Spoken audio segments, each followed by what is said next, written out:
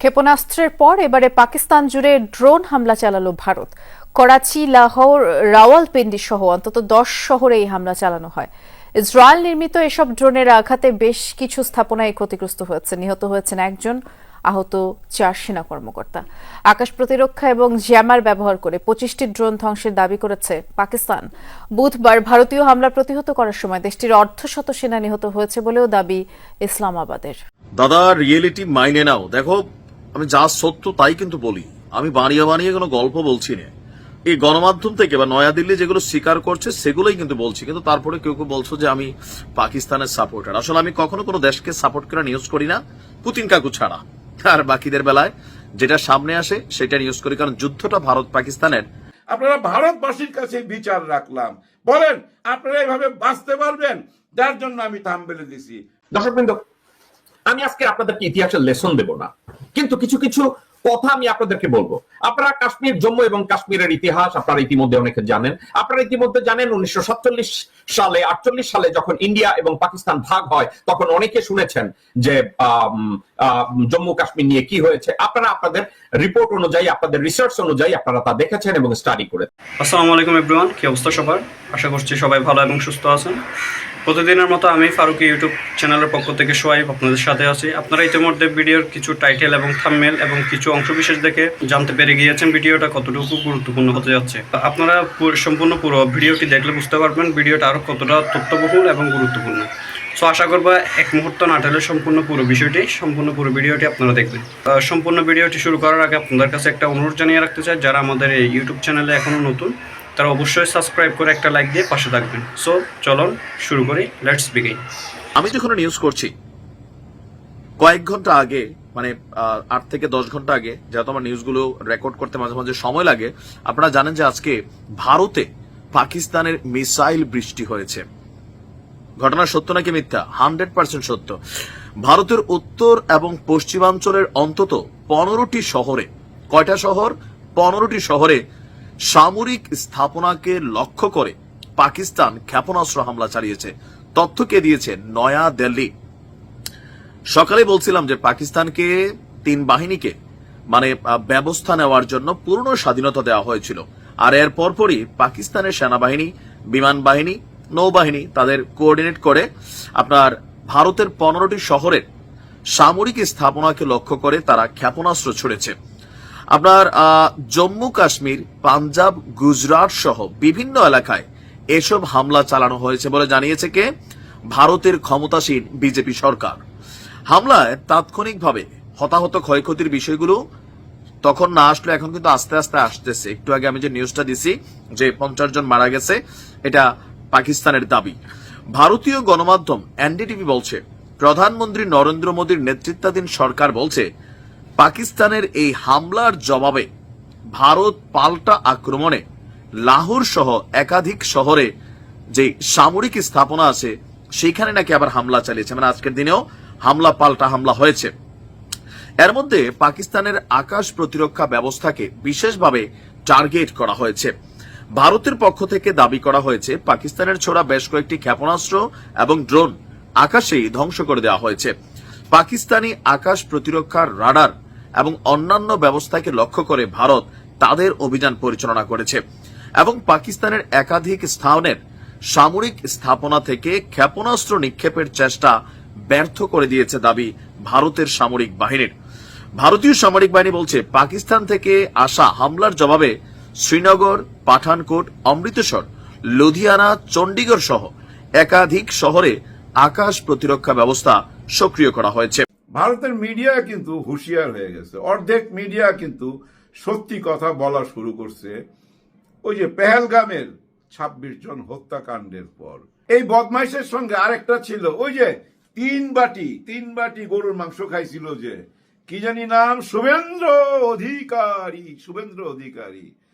কলকাতার ব্যবসায়ীরা তো ওর বাসার সামনে গেছিল জানেন, ওরে ধরার জন্য।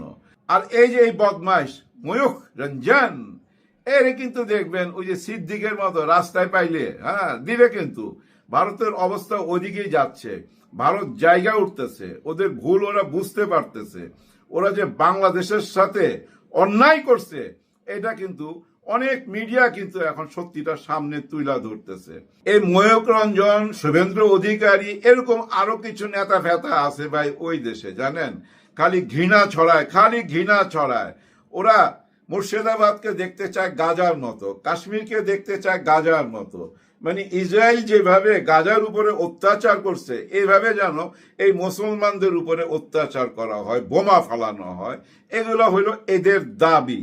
এই বদমাইশগুলা কারণেই কিন্তু আজকে ভারত বিপদে, চারিদিক থেকে বিপদে। এই যে মোদিজি যুদ্ধ ঘোষণা করবে, কিভাবে করবে বলেন? ওনার সৈনিকদের ওই মনোবল আছে, ওই ইমানি জোর আছে। এর মধ্যে দেখেন গ্রামে, ওনাদেরই গ্রামে একটা ছেলে, ওই যে আমরা রাস্তাঘাটে দেখি না বেলুনের মতো উড়োজাহাজ, ওইটা কিনা আকাশে উড়াইতেছিল ধান ক্ষেতের থেকে, ওইটার মধ্যেই দৌড়ায় চলে আসে ইন্ডিয়ান আর্মি। এইটা কি? ভয়ে অস্থির ভাই। ওই ছেলের কাছে এটা দেখতেছে, এইটা কি, ওটার ভিতরে পরীক্ষা করতেছে কোনো বোম টোম আছে কিনা। এই সেই বেলুনটা। ও, এরা তো আসলে আর্মি না, এরা হলো পুলিশ। দেখেন কি ভয়টা পাইছে, ভয়ে অস্থির ভাই। ওই ছেলের কাছে এটা দেখতেছে, এইটা কি, ওটার ভিতরে পরীক্ষা করতেছে কোনো বোম টোম আছে কিনা। দেখেন একটা বেলুন দেখেই এই অবস্থা, অরিজিনালটা আসলে কি হবে চিন্তা। আপনারা কাশ্মীর, জম্মু এবং কাশ্মীরের ইতিহাস আপনারা ইতিমধ্যে অনেকে জানেন। আপনারা ইতিমধ্যে জানেন 1947 সালে 48 সালে যখন ইন্ডিয়া এবং পাকিস্তান ভাগ হয়, তখন অনেকে শুনেছেন যে জম্মু কাশ্মীর নিয়ে কি হয়েছে। আপনারা আপনাদের রিপোর্ট অনুযায়ী, আপনাদের রিসার্চ অনুযায়ী আপনারা তা দেখেছেন এবং স্টাডি করেছেন। কিন্তু যেই বিষয়গুলো নিয়ে আমি স্টাডি করেছি, এই বিষয়গুলো আমি যখন একের পর এক জেনেছি এবং বুঝেছি, কষ্ট লেগেছে এবং চিন্তা করেছি যে আমাদের রিজিয়নে কিভাবে ধর্মের নামে মুসলিম ধর্মাবলম্বীদেরকে কিভাবে অসহায় করে, লুটপাট করে তাদেরকে পারসিকিউট করা হয়েছে, তাদের উপরে অত্যাচার করা হয়েছে, তাদের উপরে জুলুম করা হয়েছে। সেখানে সুবিচারের কান্না আজও দেয়ালে ঘুরে ফিরে আসে, কিন্তু পরিস্থিতি একটা তাই হয়ে গেছে।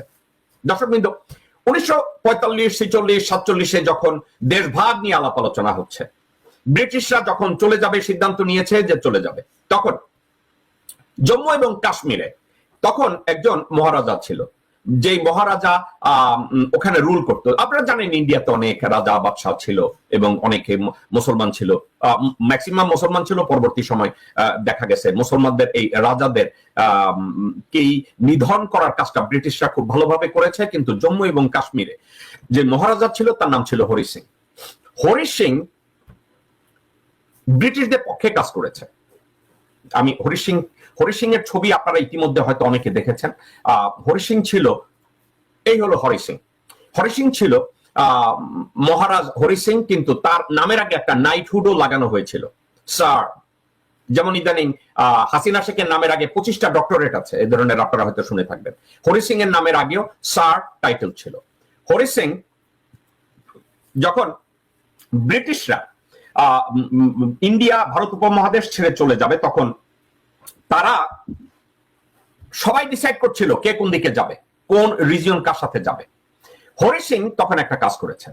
আপনারা জানেন যখন ইন্ডিয়া ডিভাইড হয়, তখন কাশ্মীর, জম্মু এবং কাশ্মীরে মুসলিমদের জনসংখ্যা ছিল, একদিকে তারা বলে মুসলিমদের জনসংখ্যা ছিল 47% to 59% মুসলিম জনসংখ্যা। কিন্তু ওই এলাকার মহারাজা ছিলেন হিন্দু মহারাজা, সনাতন ধর্মাবলম্বী, তার নাম ছিল মহারাজা হরি সিং। মহারাজা হরি সিং এই জম্মু এবং কাশ্মীর নিয়ে কোন দিকে যাবে এটা একটু দোটানার মধ্যে ছিল। কারণ বিশাল মুসলিম জনগোষ্ঠীকে যদি হঠাৎ করে বলে যে আমরা ভারতের সাথে যাব আর পাকিস্তানের সাথে যাব না, উনি মহারাজা হরি সিং চিন্তা করেছে ওই যে সনাতনী বুদ্ধিতে তার মাথায় ঢুকেছে মুসলমানদের সামনে মূলা ঝুলাইয়া দাও আর তলে তলে ওবায়দুল কাদেরের মতো অন্য দলের সাথে যোগাযোগ করো।